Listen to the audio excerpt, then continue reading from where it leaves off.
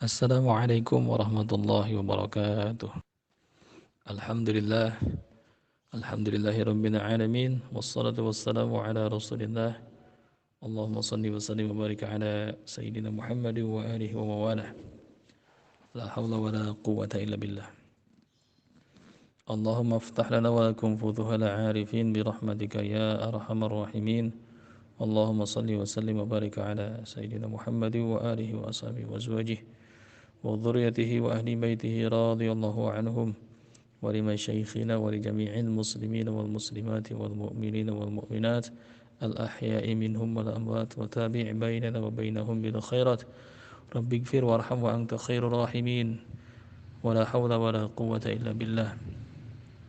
Allahumma nawwir qulubana bi nuri hidayatika kama nawwartal arda bi nuri syamsika abadan abadan ya dzal jalali wal ikram bi rahmatika ya arhamar rahimin. Allahumma rabbi zidna ilman nafi'an warzuqna fahman. Allahumma inni na'udzu bika min ilmi la yanfa' wa na'udzu bika min qalbi la yakhsha. Allahumma rabbi shrah li sadri wa yassir li amri wahlul 'uqdatam min lisani yafqahu qawli fatahu ya 'alim. Wa la hawla wa la quwwata illa billahil 'aliyyil 'azim. Baik, apa kabar ikhwah? Selamat bergabung bagi ikhwah yang baru bergabung. Semoga dengan bergabungnya antum semua di grup ini, Allah limpahkan keberkahan untuk kita semua insyaAllah. Dan mudah-mudahan Allah turunkan rahmatnya sehingga kita dapat menggali, dapat berbagi dan mendapatkan ilmu yang bermanfaat untuk kita amalkan dan berjalan menuju ikhlas insyaAllah. Baik, tema pagi ini insyaAllah kita akan bahas bagaimana cara meruqyah, cara mudahnya sampai cara dengan teknik. Kalau antum lihat di berbagai komunitas ruqyah syar'iyah di bawah naungan Arsy, maka kita menemukan berbagai perbedaan cara meruqyah. Namun semuanya berpangkal pada satu titik, yaitu sunnah-sunnah yang agung dari Rasulullah SAW. Maka ambil yang baik, ambil yang mudah, dan pelajari. Kemudian gunakan ini untuk menolong saudara kita yang kebetulan membutuhkan, atau untuk kita sendiri, atau untuk keluarga kita sendiri, dan orang-orang yang terdekat dengan kita insyaAllah. Baik, sebelum kita mulai lebih jauh, mungkin ada pertanyaan, bagaimana cara Rasulullah SAW meruqyah? Karena di luaran sana ada sebagian orang yang tidak suka dengan ruqyah dan dia mengambil dalil bahwa seorang yang melakukan ruqyah dan yang diruqyah ini tidak akan mendapatkan bagian dari 70.000 orang yang masuk surga tanpa hisab. Nah, ini perlu dikaji lebih dalam lagi, dan tentunya hadis tersebut memang sahih, dan kita yang awam dibuat bingung karena banyak sekali hadis-hadis yang menentang hal itu, bahkan bisa bertabrakan antara hadis satu dengan hadis yang lainnya. Maka perlunya pemahaman lebih dalam. Maksud daripada 70.000 orang yang masuk surga tanpa hisab, yang salah satunya adalah orang yang tidak diruqyah dan meruqyah. Ini adalah untuk ruqyah yang sifatnya syirkiyah. Karena ruqyah ada dua macam. Semenjak Rasulullah SAW sebelum diutus, ruqyah pun sudah ada.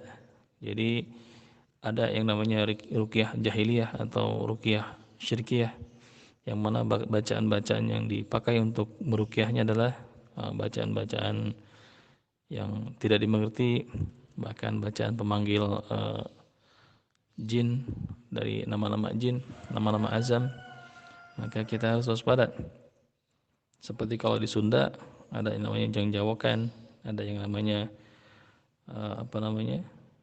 sama mantra-mantra juga. Maka di zaman Nabi, sebelum Nabi diutus, sudah ada ruqyah atau mantra-mantra. Hanya saja ketika Nabi SAW diutus, maka Nabi diajarkan bagaimana mengganti itu semua. Jadi itu dengan Al-Quran Karim dan doa-doa yang masnunah, yang sebutnya yang familiar dibacakan Nabi.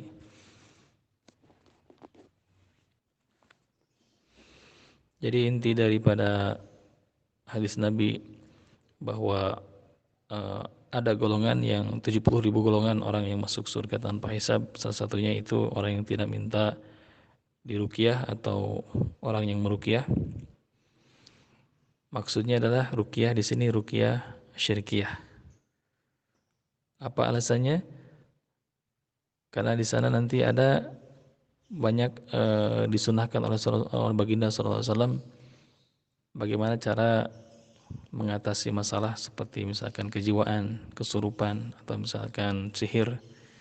Nah, ini perlu adanya ruqyah. Ada sebagian ustadz yang menyatakan bahwa kita harus bersabar dan bertawakal menghadapi sihir. Ikhwah, kita manusia punya batas dan kelemahan. Dan tentunya Nabi memberikan banyak sekali solusi. Dan nanti kita akan paparkan beberapa hadis yang lumayan kuat untuk membantah itu semua. Hanya sekedar pemahaman saja. Ada ruqyah syar'iyah, yaitu ruqyah yang menggunakan bacaan-bacaan dari Al-Quranul Karim yang dicontohkan Nabi dan doa-doa yang dicontohkan Nabi pula. Ada yang kedua ruqyah syirkiyah, itu ruqyah yang bukan dari Islam. Intinya nanti ada bantuan khodam atau bantuan jin untuk dalam proses penyembuhannya, dalam proses ruqyahnya. Itu dua macam ruqyah. Maka lebih tepatnya ruqyah yang dimaksud dengan 70.000 golongan orang yang akan masuk surga tanpa hisab ini, ruqyah tersebut adalah ruqyah syirkiyah, ruqyah yang tidak diajarkan oleh baginda Nabi SAW. Maka waspada. Kalau misalkan kita membantahnya, maka akan terbantah, akan berbenturan hadis-hadis Nabi yang nanti akan saya bacakan dengan hadis Nabi yang satu ini. Dan Nabi Al-Amin, dipercaya, sehingga tidak mungkin Nabi pelin-pelan istilahnya. Hari ini berbicara seperti ini, hari ini berbicara seperti ini. Jadi hitam ya hitam, putih ya putih, seperti itulah. Dan juga apa yang dikatakan Nabi bukanlah dari nafsunya, bukanlah dari amarahnya, bukanlah dari kebiasaan-kebiasaannya, tapi wa may yantiqu 'anil hawa in huwa illa wahyu yuha. Semuanya adalah wahyu dari Allah Subhanahu wa taala atas bimbingan Jibril alaihissalam. Apapun yang dikatakan Nabi itu yang dimakan hadis, maka itu jadi pegangan untuk kita melaksanakan sunnah-sunnahnya. Dan apa yang dilakukan Nabi itu yang dinamakan sunnah, dan apa yang ditinggalkan Nabi itu namanya takriri, semuanya pun jadi hukum. Nah, maka semuanya tidak akan saling berbenturan kalaulah kita memahami hadis-hadis yang terlihat seolah-olah menolak ruqyah syar'iyah. Itu. Baik. Lalu bagaimana Rasulullah SAW meruqyah? Atau pernahkah diceritakan dalam sunnah, dalam athar atau misalkan dalam hadis-hadis Nabi, bagaimana baginda sendiri meruqyah? Kita semua bisa lihat dari di Mustadraknya Imam Al-Hakim dari riwayat Mathar bin Abdurrahman Al-A'naq yang mengisahkan tentang seorang anak perempuan gila yang dibawa ke hadapan Rasulullah SAW dengan keadaan diikat. Jadi ada anak perempuan dia seperti gila, ngelantur, tahu sendiri, teriak-teriak, dan bagaimana orang yang gila. Dia dipasung, diikat, kemudian ikatan tersebut dilepas dan didudukan membelakangi Rasulullah SAW. Sesuai perintahnya, beliau memegangi keempat ujung bajunya dari atas ke bawah. Lalu Rasulullah SAW memukul punggungnya dengan sangat keras sampai terlihat ketiak beliau yang putih. Dan Nabi berkata, "Ukhruj ya aduwallah," keluar wahai musuh Allah, 3 kali. "Ukhruj ya aduwallah, ukhruj ya aduwallah, ukhruj ya aduwallah," sambil memukul. Dan biidznillah setelah dipukul dengan lafaz tersebut, kemudian diusap oleh Nabi, dan wanita yang gila ini pun sembuh anak yang gila ini sembuh. Inilah. Ini bisa dilihat dari hmm, riwayat Tabrani. Ada dalam Mazmuz Az-Zawaid juz 9 halaman 3. Ini bisa dilihat langsung ke kitabnya. Juga ada riwayat lain dari Ya'la bin Murrah radhiyallahu an. Ini kisahnya Rasulullah SAW bersama para sahabat melakukan safar atau dalam perjalanan. Beliau bertemu dengan seorang ibu dan seorang bayi dan ada menggendong bayi. Bayi ini sakit entah itu ain, entah itu gangguan jin biasa. Hanya sakitnya ini Allah alam. Perempuan ini mengadukan pada Nabi, wahai Rasulullah, sembuhkanlah anakku ini. Kemudian Rasul berkata, berikanlah anak yang itu padaku. Maka anak bayi ini digendong oleh Nabi SAW. Kemudian bayi atau anak balita ini disuruh dibuka mulutnya dan Nabi meniupkan nafasnya ke dalam mulut bayi ini dan mengucapkan Bismillah, ana abdullah, ukhruji ya aduwullah. Bismillah, aku adalah hamba Allah, hanyalah wahai musuh Allah. Ditiupkan. Kemudian Nabi menyerahkan bayi ini kembali kepada ibunya dan berkata, temui kami kembali ketika kami pulang dari safar. Dan kita lihat bagaimana perubahannya. Kemudian selang beberapa hari Nabi pun kembali dari safar dan melihat ibu dari bayi ini menunggu di tempat yang tadi diruqyah tadi bacakan dengan 3 ekor kambing, dan dia memberitakan dengan gembira bahwa anaknya alhamdulillah tidak terjadi apa-apa lagi dan sekarang sehat, mau makan dan mau menyusui seperti biasa. Ada 3 ekor kambing yang dihadiahkan oleh perempuan ini, namun Nabi mengambil 1 ekor kambing. Hadis ini tercatat dalam Majmu' Az-Zawaid juz 9 halaman 4 dan diriwayatkan oleh Imam Ahmad dan Tabrani. Riwayat lain ada di riwayat dari Imam Ahmad dari Ya'la bin Murrah dari ayahnya tentang seorang perempuan yang datang kepada Rasulullah SAW bahwa bayinya kesurupan, dan Nabi Muhammad SAW bersabda, ukhruji ya aduwallah, ukhruji ya Abdullah, ana Abdullah, ana Rasulullah. Keluar wahai musuh Allah, keluar wahai musuh Allah, aku adalah hamba Allah dan aku adalah utusan Allah. Maka bayi ini sembuh seketika.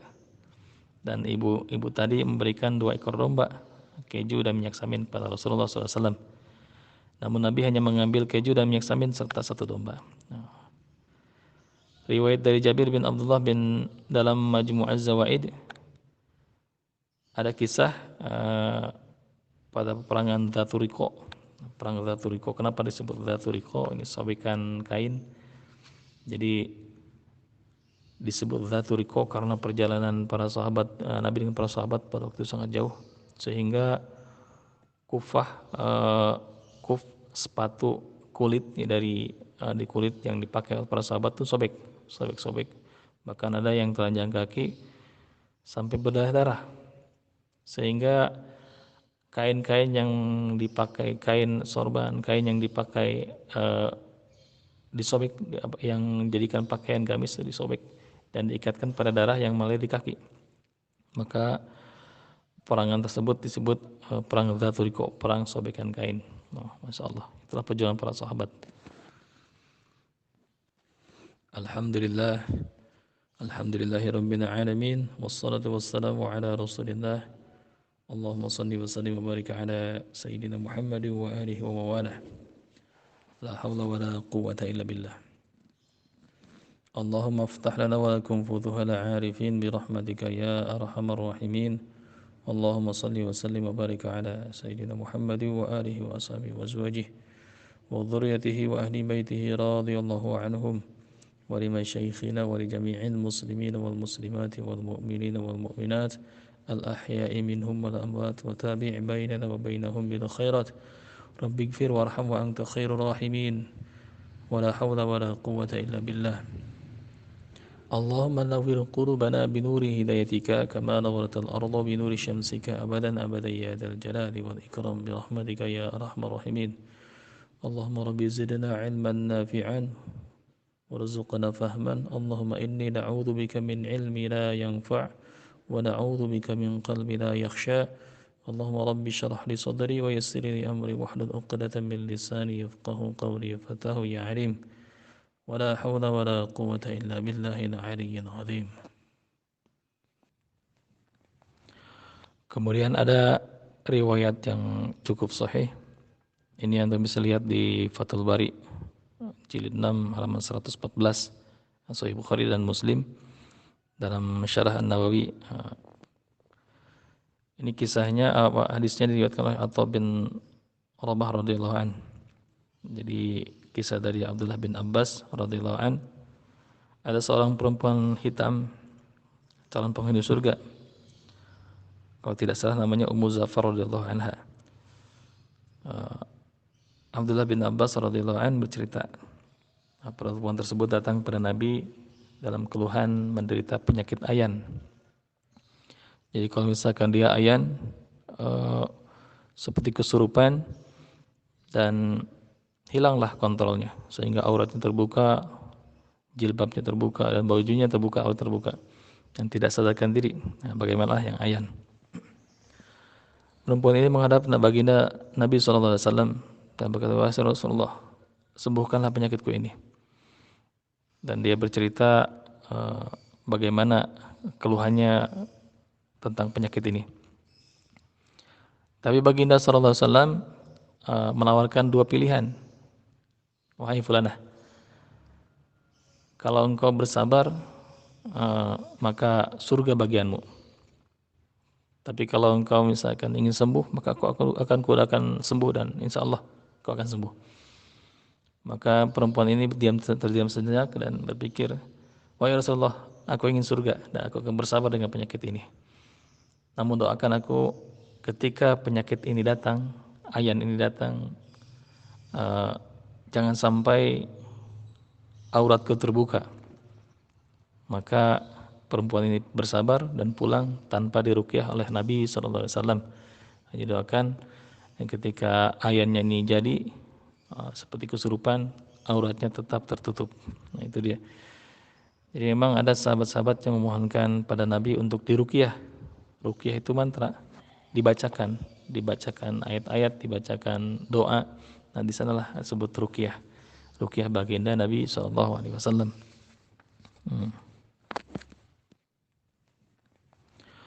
Kemudian ada riwayat yang cukup sahih.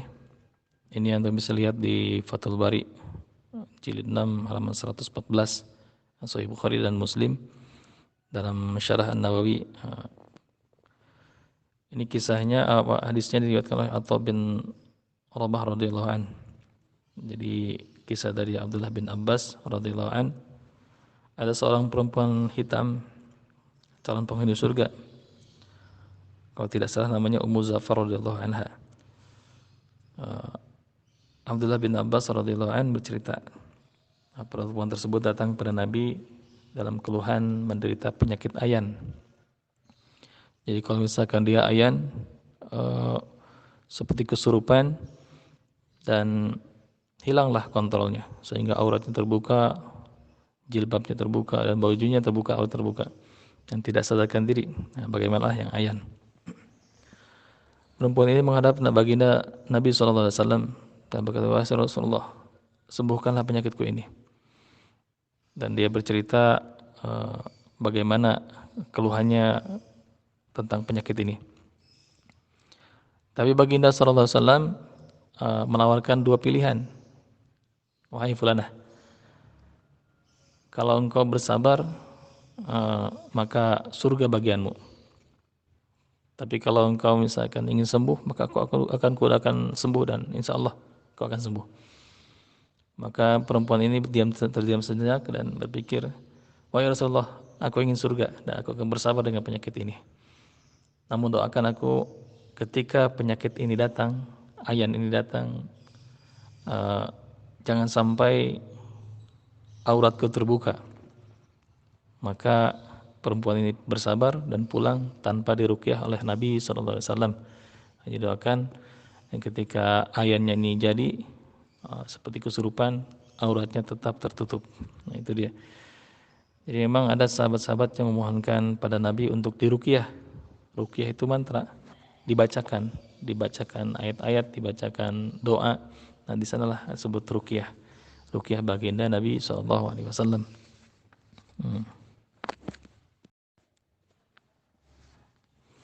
Selain dari pada Nabi mencontohkan bagaimana beliau meruqyah, termasuk ketika Nabi sebelum tidur, beliau biasa membacakan Ayatul Kursi, membacakan Al-Ikhlas 3 kali, membacakan Al-Falaq, An-Nas, kemudian ditiupkan ke telapak tangan dan diusapkan ke seluruh tubuh. Ini bentuk ruqyah juga. Hanya mungkin penamaannya berdoa sebelum tidur atau perlindungan sebelum tidur. Ruqyah mandiri ya kalau kita istilahnya. Ini Nabi sering contohkan, sering amalkan. Dan ketika baginda SAW menjelang wafat atau ketika sakit biasa, maka Nabi biasa membacakan al-mu'awwidat atau al-mu'awwidatain, surat Al-Falaq, An-Nas dengan Al-Ikhlas. Nah, ketika baginda sakit hingga berujung pada wafatnya, yang membacakan itu adalah istri beliau Sayyidah Aisyah radhiyallahu an. Dan kemudian ditiupkan ke tangan baginda dan diusapkan karena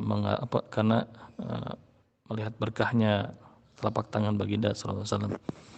Ini sangat diasyirkan kalau misalkan kita menemukan atau kita dihadapkan pada orang tua kita yang sudah sakaratul maut atau proses naza menjelang kematian, atau saudara kita atau siapapun, maka bacakan ayat-ayat ruqyah atau perlindungan muawwidatain, 2 perlindungan Al-Falaq, An-Nas, bacakan, tiupkan di telapak tangan dan usapkan.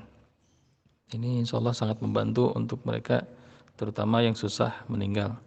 Nah, kalaupun susah meninggal juga, bacakan Al-Baqarah bagus, atau mungkin di masyarakat kita Yasin, bacakan Yasin di dekat telinganya dengan niat ruqyah. Hanya kami sering pengalaman di lapangan, antum bisa bacakan surat Ar-Ra'd 1-11 atau full seluruh ayat di surat Ar-Ra'd. Bacakan dengan niat ruqyah. Ini lumayan mujarab. Bacakan dalam hal susahnya orang melepaskan nyawa. Nah, itu dia. Kita bacakan dan ingatkan, di sana mengandung peringatan-peringatan bagi arwah, bagi ruh, agar tidak susah untuk keluar. Namun sebelum itu, kalau misalkan susah juga, tanyakan kepada keluarganya. Barangkali orang ini yang meninggal, yang hendak meninggal ini, atau yang susah meninggal ini, atau yang koma ini, menyimpan benda-benda pusaka atau benda-benda yang dikeramatkan, atau benda-benda yang Allah tidak ridhoi ada dia miliki, atau mungkin dia masih punya sangkutan hutang, atau mungkin ada yang belum dia bayarkan dari hutang-hutang kewajiban syariat seperti puasa, Ramadan, atau misalkan salat 5 waktu. Nanti dicatat dan nanti kita hitung nanti. Ada pertobatan di sana, kita bimbing sebelum bimbingan ditalkin, agar dia mengucapkan 2 kalimat syahadat, atau minimal la ilaha illallah, atau minimal lafaz Allah. Nah, jangan sampai dia meninggalkan dunia atau melepaskan nyawa tanpa lafaz la ilaha illallah. Kalau misalkan kita menemukan benda-benda yang disimpannya, misalkan jimat berupa keris, atau misalkan batu akik, ya kalau batu akik pecahkan, kalau keris-keris bengkok-bengkokan, atau misalkan apapun itu, kertas-kertas kita bakar dan putuskan jaringannya.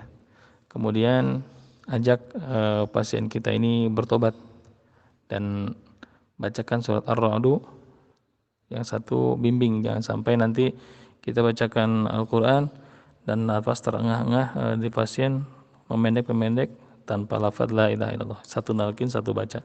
Insyaallah ini cukup efektif. Nah, ada kisah yang sangat menarik dari para sahabat radhiyallahu anhum. Ketika itu Nabi dengan para sahabat pulang dari ghuzwah, dari peperangan, dan bermukim di melewati suatu kampung untuk bermukim tadinya. Namun perkampungan tersebut menolak para sahabat dengan Nabi. Jadi jangan sampai tinggal di kampung tersebut, silakan tinggal di luar kampung.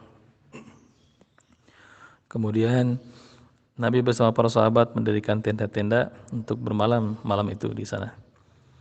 Dan ketika malam semakin larut, ada dari beberapa utusan dari kampung tersebut menghampiri tenda yang dekat dengan kampung tersebut dan berkata, apakah di antara kalian ada yang bisa membacakan mantra atau ruqyah?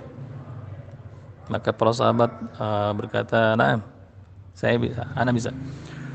Kemudian satu tenda tersebut menghampiri kampung tersebut. Ada apa? Kepala suku kami sakit. Ada riwayat lain menyebutkan tersengat kalajengking. Riwayat lain sakit sudah lama. Dan sahabat ini menyatakan, saya bisa meruqyahnya. Kemudian diruqyah dan biidznillah sembuh. Dan kemudian kepala suku ini dengan yang lainnya, dengan penduduk kampung tersebut menghadiahkan, ada yang menyebutkan 26 ekor domba, ada yang menyebutkan 3 ekor domba. Nah, riwayatnya ada banyak. Dan sahabat ini tidak mengambil hadiah ini, hanya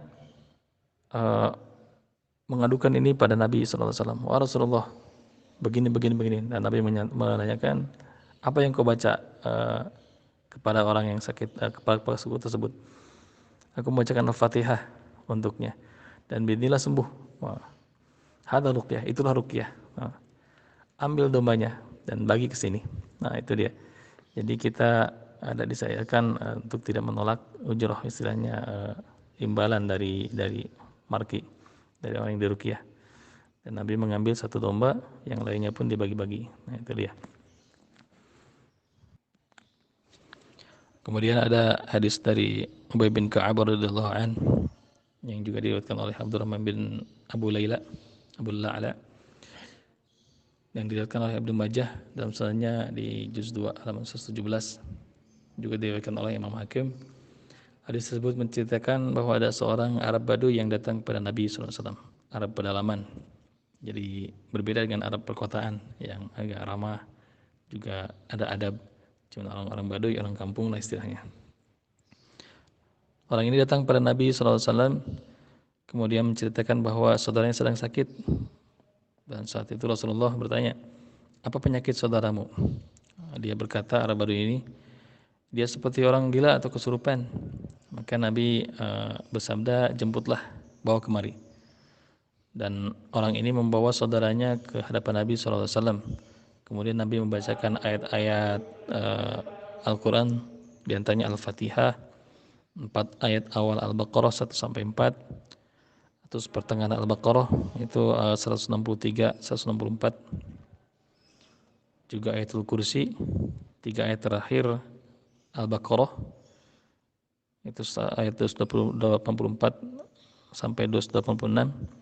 Kemudian Nabi pun membacakan surat Ali Imran ayat 18, Al-A'raf ayat 54 sampai 56, Al-Mu'minun ayat 116 sampai 118, Al-Jin ayat 3, As-Saffat 1 sampai 10, Al-Hasyr 22 ayat 22 sampai 24, Al-Ikhlas, Al-Falaq dan An-Nas. Ini beliau bacakan pada orang yang gangguan gila tadi. Dan biidznillah sembuh berkat pertolongan dari Allah Subhanahu wa taala. Dan ada sahabat Ali radhiyallahu an, Ali bin Abi Thalib radhiyallahu an, mengisahkan bahwa seekor kalajengking gurun menyengat Nabi SAW ketika beliau sedang salat. Dan Nabi bersabda, semoga Allah melaknat kalajengking dan tidak membiarkan orang yang lagi salat atau orang lainnya. Lalu beliau mengambil air yang dicampur dengan garam, kemudian diusapkan ke bagian yang sakit sambil membacakan surat Al-Kafirun, Al-Falaq dan surat An-Nas. Ini riwayat Tabrani.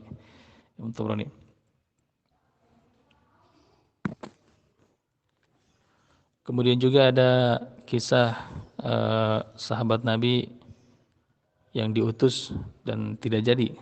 Artinya bahwa ada sekelompok jamaah, sekelompok sahabat Nabi, beliau panggil dan diutus untuk berdakwah ke suatu tempat, untuk satu rombongan ini dikirim untuk berdakwah menyebarkan dinul Islam ini.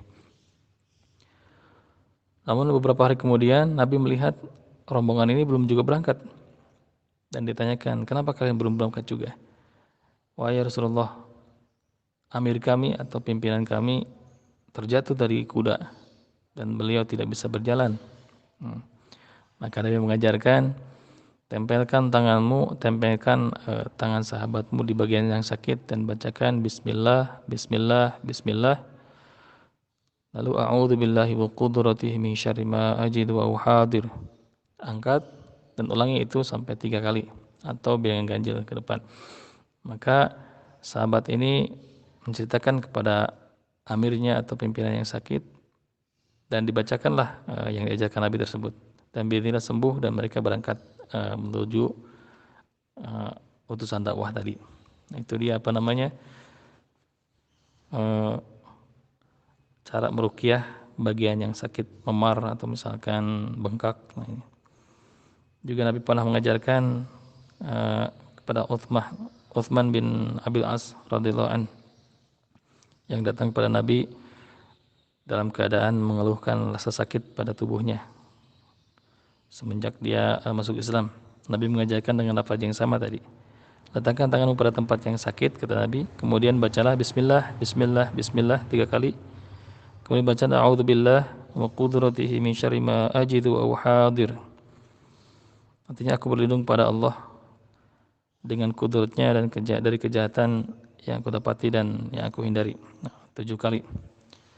A'udzubillahi wa qudratihi min syarri ma ajidu wa hadir. A'udzubillahi wa qudratihi min syarri ma ajidu wa hadir. Terus 7 kali. Dibacakan sambil diusapkan di tempat yang tadi atau ditempelkan tangan kita di tempat yang sakit tadi. Ini bentuk ruqyah dengan cara menempelkan dan membacakan.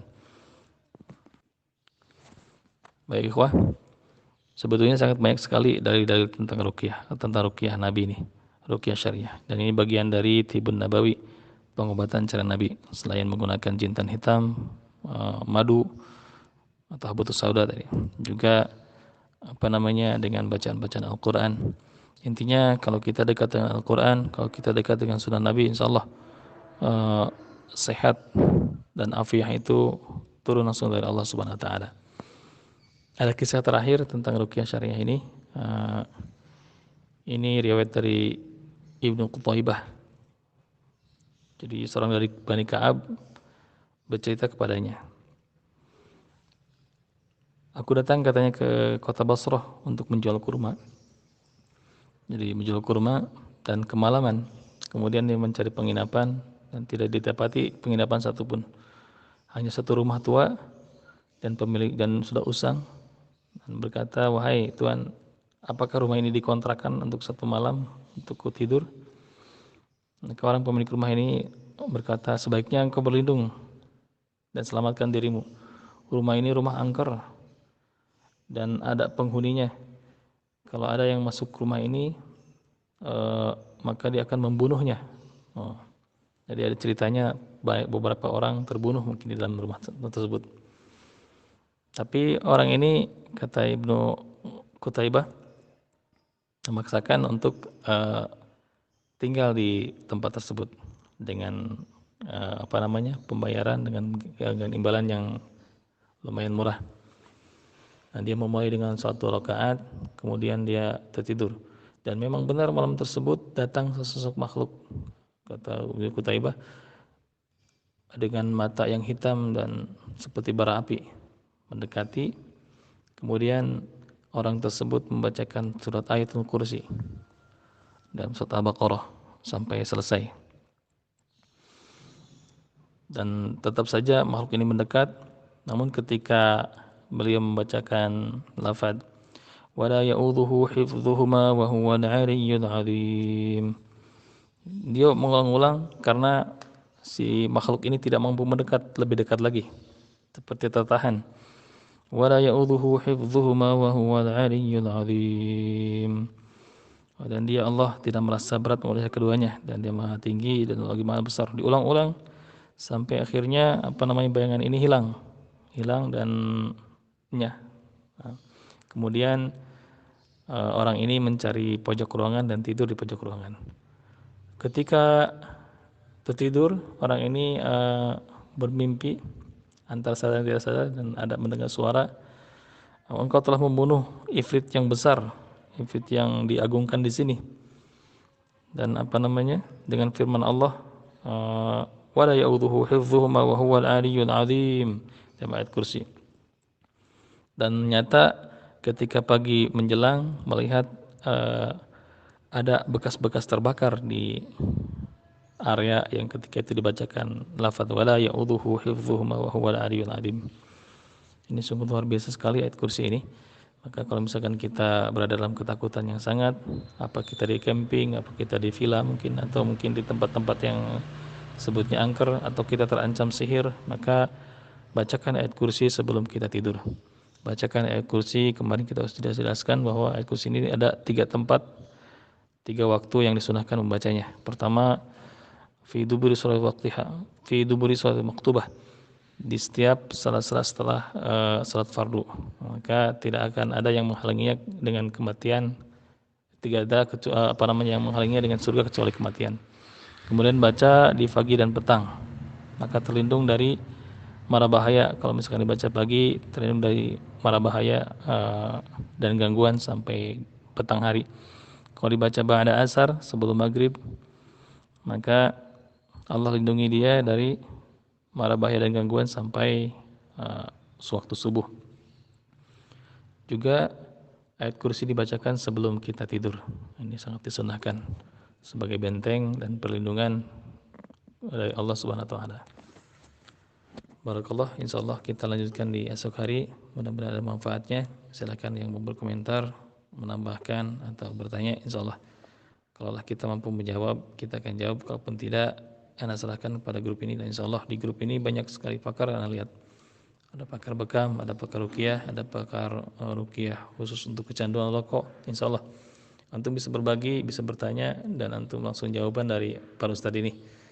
Karena mereka sedikit bersembunyi barangkali, insyaallah. Tapi insyaallah ilmu mereka lebih dalam daripada anak sendiri di sini. Antum tinggal bertanya dan berbagi manfaat, insyaallah. Dan amalkan apa yang pernah kita pelajari bersama.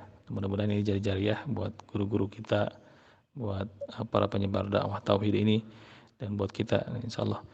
Mohon jangan di-share dulu kajian ini sebelum kita amalkan dulu dan kita buktikan keagungan sunnah baginda Nabi sallallahu alaihi wasallam ini. Dan setelah terbukti, antum ajarkan kepada keluarga dan antum boleh share, insyaallah. Barakallahu fikum. Allahumma inni na'udzubika min ilmi la yanfa' wa na'udzubika min qalbi la yakhsha. Subhanakallahumma wa bihamdika asyhadu an la ilaha illa anta astaghfiruka wa atubu ilaik. Wassalamualaikum warahmatullahi wabarakatuh.